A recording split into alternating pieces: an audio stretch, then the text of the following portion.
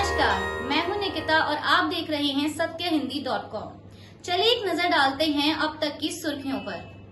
कांग्रेस नेता राहुल गांधी अपनी लोकसभा की सदस्यता जाने के बाद आज मंगलवार को पहली बार केरल में अपने पूर्व निर्वाचन क्षेत्र वायनाड का दौरा करेंगे।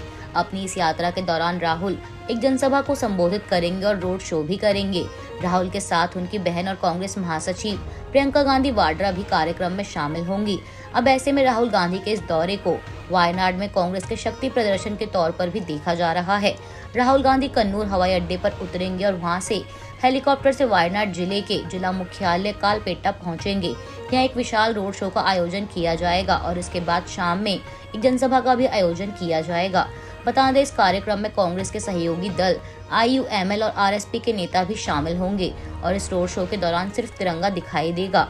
इसके पीछे की वजह आपको बता दें, दरअसल राहुल गांधी के 2019 के चुनाव प्रचार के दौरान IUML के हरे झंडे को लेकर विवाद खड़ा हो गया था।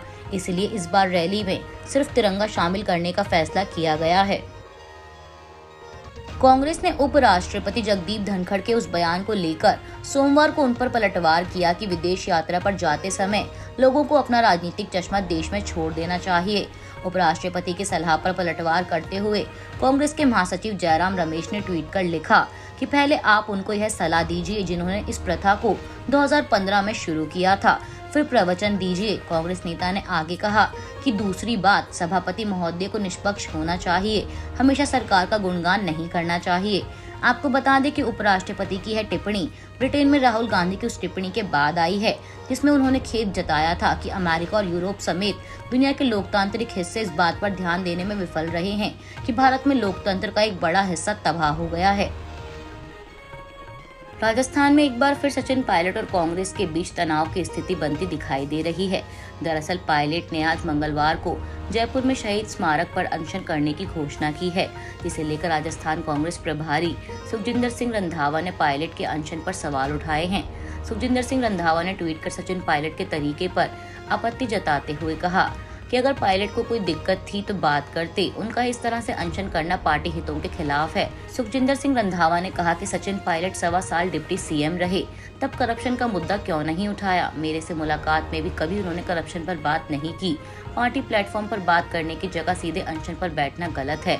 सचिन पायलट के आज 11 अप्रैल को होने वाले अनशन पर रंधावा ने बयान जारी करते हुए कहा कि सचिन पायलट का एक दिन का अनशन पार्टी हितों के खिलाफ है। ये एक एंटी पार्टी एक्टिविटी है। अगर उन्हें अपनी सरकार से कोई दिक्कत थी तो उन्हें मीडिया की बजाय पार्टी फोरम में उठाना चाहिए था। मैं 5 महीने से AICC इंचार्ज हूँ, लेकिन पायलट ने कभी भी मेरे साथ इन समस्याओं पर चर्चा नहीं की। मैं उनके संपर्क में हूँ और उनसे अभी भी विनम्र तरीके से बात करने की अपील कर रहा हूँ, क्योंकि वह कांग्रेस पार्टी की एक संपत्ति है। रंधावा ने पायलट को याद दिलाते हुए कहा कि कांग्रेस भ्रष्टाचार के खिलाफ लड़ रही है। सचिन पायलट को मुझसे बात करनी चाहिए थी, मैं CM गहलोत से बात करता। अगर उसके बाद भी कोई एक्शन नहीं लिया जाता तो फिर पायलट को अनशन का हक था, लेकिन उन्होंने पार्टी में मुद्दे को रखने की बजाय सीधे ही अनशन का रास्ता चुना, जो कि सही नहीं है। आपको बता दें कि सचिन पायलट ने रविवार को एक प्रेस कॉन्फ्रेंस में कहा था कि राजस्थान में अगर भ्रष्टाचार के मामले में कार्रवाई नहीं की गई तो वह गहलोत सरकार के खिलाफ अनशन करेंगे। बिहार के उप मुख्यमंत्री तेजस्वी यादव आज मंगलवार को ED के सामने पेश होंगे। लैंड फॉर जॉब घोटाले से जुड़े मनी लॉन्ड्रिंग मामले में तेजस्वी यादव से ED दिल्ली स्थित मुख्यालय में पूछताछ करेगी। बता दें, ED के समन पर तेजस्वी यादव सोमवार की शाम दिल्ली पहुंच गए हैं। वहीं इससे पहले 25 मार्च को CBI ने इसी मामले में तेजस्वी यादव से पूछताछ की थी।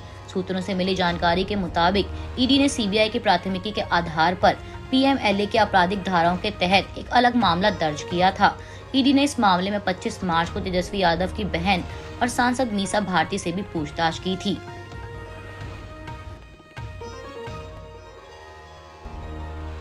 केंद्रीय मंत्री ज्योतिरादित्य सिंधिया ने राहुल गांधी के एक ट्वीट को लेकर उन पर जमकर निशाना साधा है। सिंधिया ने सोमवार को ट्वीट कर राहुल गांधी को जवाब दिया और उनसे 3 सवाल भी पूछे।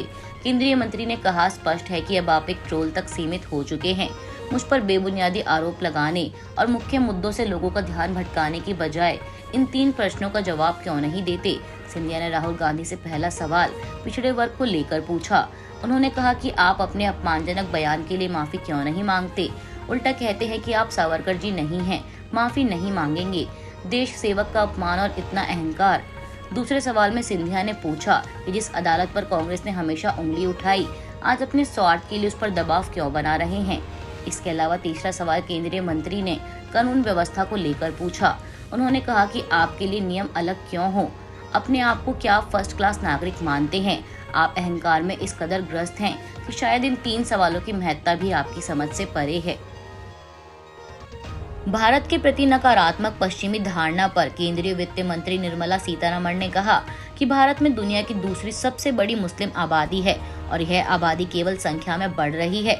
यदि ऐसी कोई धारणा है कि देश में सरकार के समर्थन से उनका जीवन कठिन बीत रहा है या कठिन बना दिया गया है, जो कि इन अधिकांश लेखों में निहित है, तो मैं पूछती हूँ कि क्या भारत में ऐसा हो रहा है या कभी हो सकता है।